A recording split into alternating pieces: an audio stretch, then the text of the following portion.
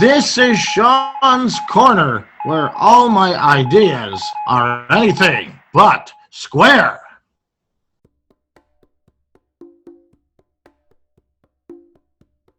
In this segment, I'm going to talk about one of my favorite Canadian singer-songwriters, Gordon Lightfoot. He is known as one of Canada's greatest songwriters. He defined the folk rock music scene of the 60s and 70s. I really enjoy Gordon because of all of the great material he has made in his career. He writes songs about important historic events, such songs as The Wreck of the Edmund Fitzgerald, Black Day in July, and If You Could Read My Mind are some of my favorite hits. Gordon began his life in Orillia, Ontario on November 17th, 1938. His parents' names were Vic Trill Lightfoot and Gordon Lightfoot Sr. His father owned a local dry cleaning business. Gordon's mother noticed that her son was talented. She saw that he was a good singer. His first performance was the song Tooraloo-La when he was in grade 4. Gordon performed it over his school's PA system. This song reminds me of my father because he used to sing it to put his grandchildren to bed. That reminds me of a time that I was in St. Jean de Brébeuf school when I was 20, and I was asked to read a prayer over their PA system. I was very pleased that they picked me, and I had never done that before. I wondered if I would ever get an opportunity to do that. And sure enough, Principal Larry Paquette gave me the chance. Shout out to Larry for the opportunity. I was very proud of myself. Now I know how Gordon must have felt. Later on in life, Gordon Lightfoot went to jazz school at Hollywood Westlake College of Music in 1958 in California. He stayed in California for school, but once he completed his schooling, he got homesick and returned to Toronto in 1960. He released his first album, Lightfoot, in 1966. His appearance on The Tonight Show starring Johnny Carson, Here's Johnny, helped his career to skyrocket because it gave him exposure to American and international audiences. He also was covered on CBC in Canada. This was important because it's a famous Canadian TV and radio network. He went on to be signed to the major label Warner Brothers Music, Reprise Records. He released 23 studio albums. Wow, that's remarkable. He is known to write 1 or 2 albums a year for many years. Gordon was rewarded with an honorary doctorate of music from Lakehead University in Orillia. He has also been awarded the Governor General's Performing Arts Award, a high honor in the arts, in 2012. He was given the Queen Elizabeth II Diamond Jubilee Medal by Lieutenant Governor of Ontario. He is inducted into the Singer-Songwriters Hall of Fame. Ooh, doggy, what an achievement. My favorite album is Gord's Gold 1. I have it on CD, and it sounds as crisp as a fresh salad. It is my favorite because it's loaded with hits like I'm Not Saying, which teaches me about emotions, Canadian Railroad Trilogy, which is a song about how the CN Railroad came to be, Ribbon of Darkness, which makes a person cry and wipe their eye. There's no one like Gordon Lightfoot and his singing. He has a good knack for writing important Canadian songs that stand the test of time. He began his career as a youngster and has had successful career with many awards. He is 83 and still alive and kicking. He is still touring in his older age. Gordon has had a real impact on Canadian music. His unforgettable, catchy tunes make me feel good. Mel Blanc. I remember back in the 80s, I was first introduced to Mel Blanc and his voice.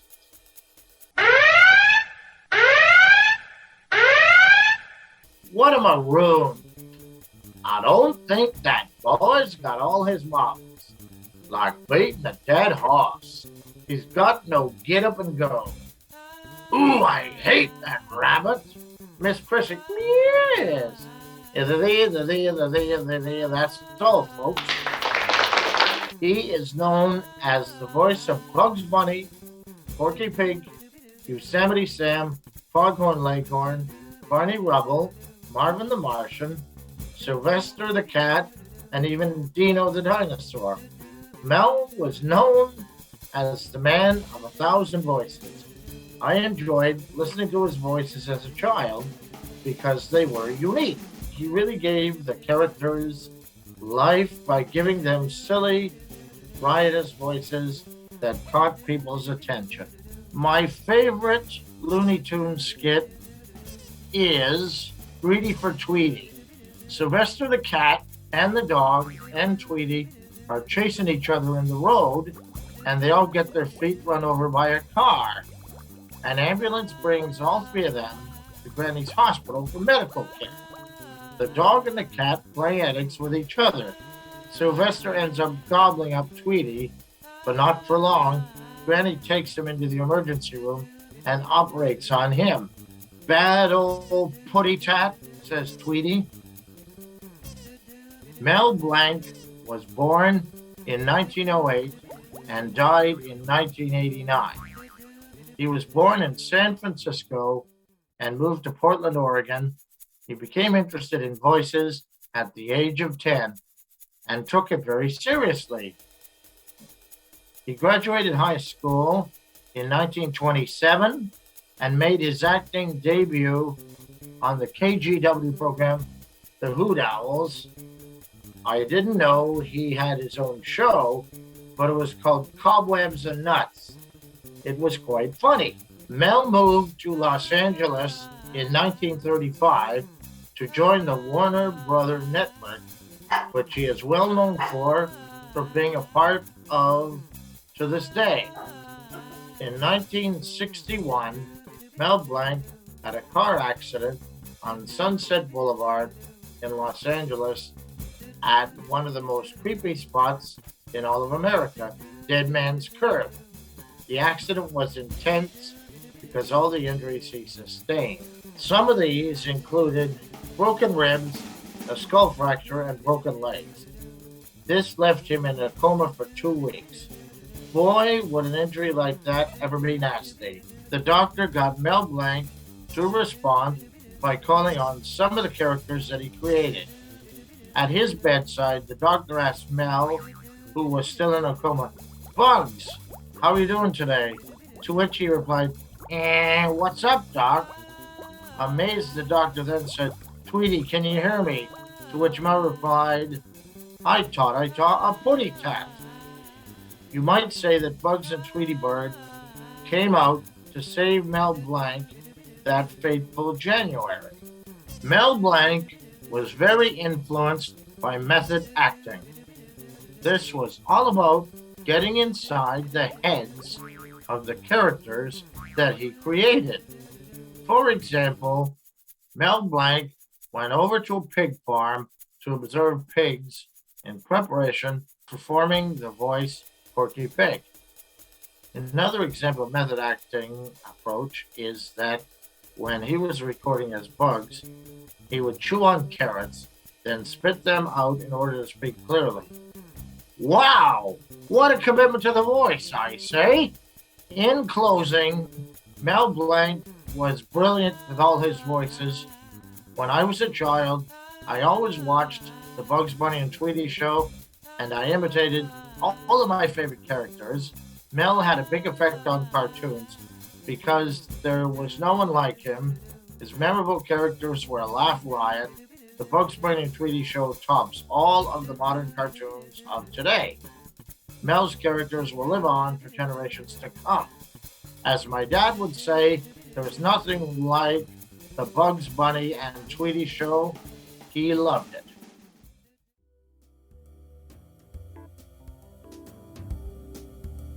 In this segment, I am going to talk about tigers.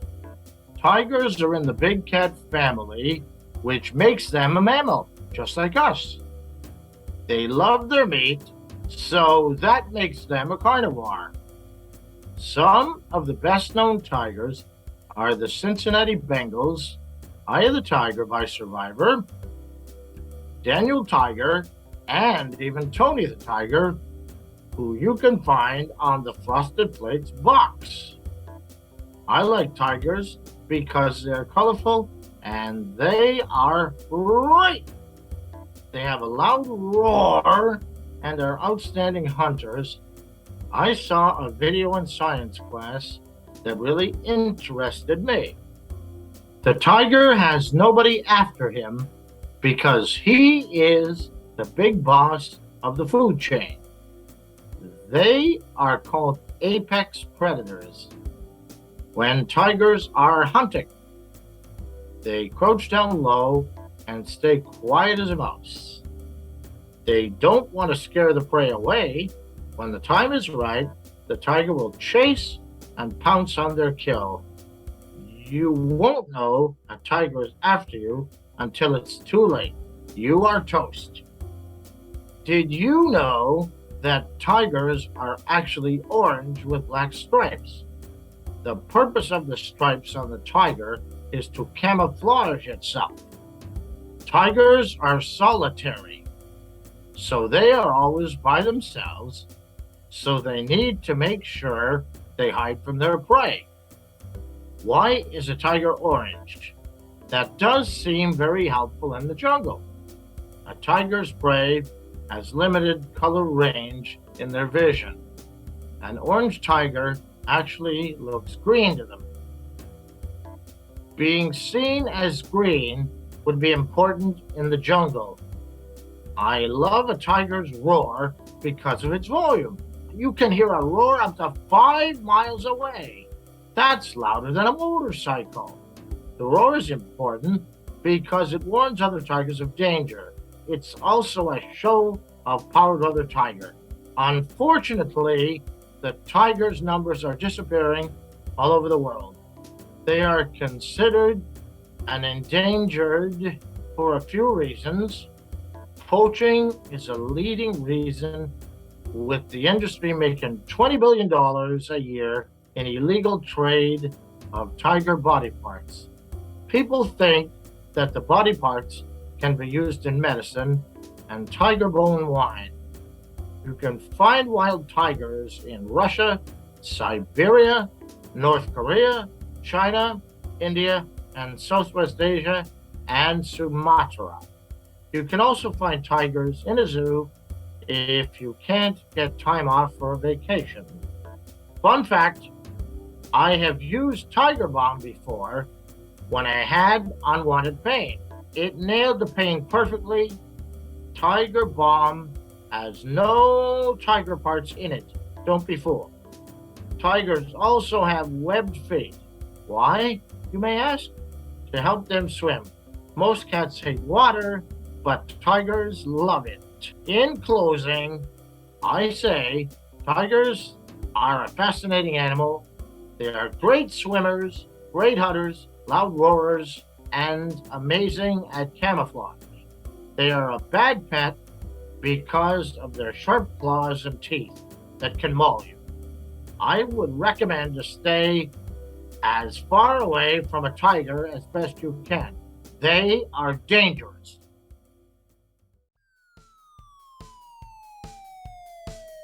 In this segment, I am going to talk about a favorite movie of mine. What about Bob?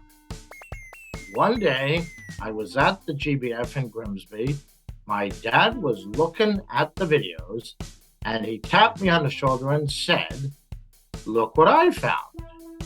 What about Bob on video?" We took it home and watched it for the first time. Man, it left me in stitches. What About Bob is a laugh riot to me. The movie is full of antics. It is about a patient named Bob Wiley, Bill Murray. He says he has problems, dizzy spells, Tourette's, hot sweats, cold sweats, and anxiety. Bob becomes a patient of Leo Myron, Richard Dreyfuss, and he drives him cuckoo. Poor Leo tries to go on vacation when Bob decides to follow him. Bob takes over Leo's house, and Leo's family welcomes him with open arms. Leo thinks that Bob is crazy and tries to convince everyone to stay away from him. It doesn't work. Everyone thinks that Bob is a likable guy and Leo's overreacting. One of my favorite scenes is where Bob is eating a delicious chicken meal and says, "Would you stop that?" I always get a kick out of it. It was driving Leo out of his mind. Another favorite scene is where Bob asks, "Is this corn hand chucked?" Leo was getting more and more annoyed with Bob because his family is enjoying Bob's company and not Leo's. What About Bob was released in 1991 and is number 43 in the top 100 funniest movies of all time. The movie grossed a lot of money in the box office and got positive reviews from critics. The budget was $39 million and it grossed $64 million, making it a very successful film of the 90s. To conclude, What About Bob was a really great movie. It has funny scenes and acting, great jokes and silly antics. It will always be a favorite of mine, and I recommend it to others.